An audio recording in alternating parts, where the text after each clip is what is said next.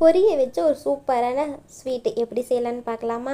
வீடியோக்குள்ளே போகிறதுக்கு முன்னாடி நம்ம சேனலை சப்ஸ்கிரைப் பண்ணாதாங்க சப்ஸ்கிரைப் பண்ணிடுங்க. மறக்காமல் பெல் ஐக்கானை கிளிக் பண்ணிடுங்க. வாங்க வீடியோக்குள்ளே போகலாம். ஒரு கிண்ணத்தில் இந்த டம்ளரில் 2 டம்ளர் பொரி அளந்து வச்சுருக்கேன், அதை சேர்த்துக்கலாம்.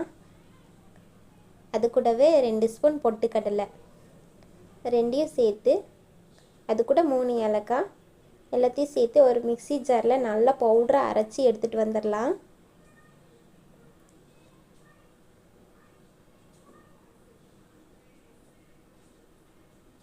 அரைச்சிட்டு வந்தாச்சு.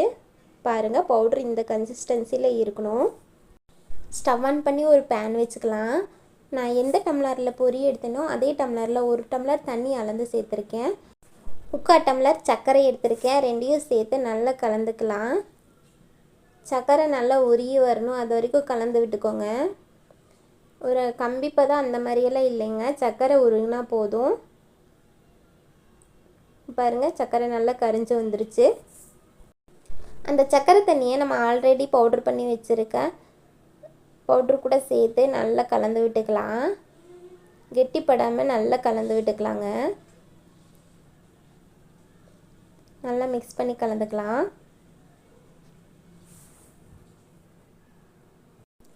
ஸ்டவ் ஆன் பண்ணி ஒரு பேன் வச்சுக்கலாம். இதில் 2 ஸ்பூன் ஆயில் அல்லது நெய் சேர்த்துக்கோங்க.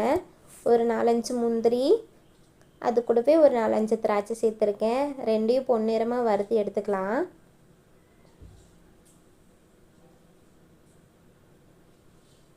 ஓரளவுக்கு வதங்கினதோ நம்ம மிக்ஸ் பண்ணி வச்சுருக்க அந்த பொரி சர்க்கரை தண்ணி ரெண்டையும் இதில் ஆட் பண்ணிக்கலாம். ஆட் பண்ணி நல்லா கை விடாமல் கிண்டிகிட்டே இருக்கலாம்.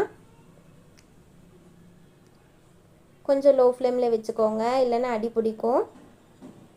கலருக்காக நான் கொஞ்சமாக ஃபுட் கலர் சேர்த்துருக்கேன். இது ஆப்ஷனல் தான், நீங்கள் வேணுன்னா சேர்த்துக்கோங்க. நல்லா கரண்டி வச்சு கிளறிட்டே இருங்க. பாருங்கள், இந்த மாதிரி ஒரு கன்சிஸ்டன்சிக்கு வரணும்,